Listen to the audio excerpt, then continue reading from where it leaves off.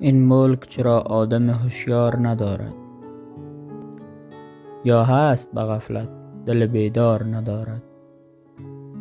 از سفره بیچارگی و فقیر یتیمان، نان برده به خود ظالم او عار ندارد. هر کس به غم ماتم و بدبختی و حسرت غرق است، ولی یاور و غمخوار ندارد. آنقدر دروغ و کلک و فتنه زیاد است، گویا احدی آینه کردار ندارد. دل سوخته ام از غم بسیار عزیزان، چون مملکتم شمع شب تار ندارد.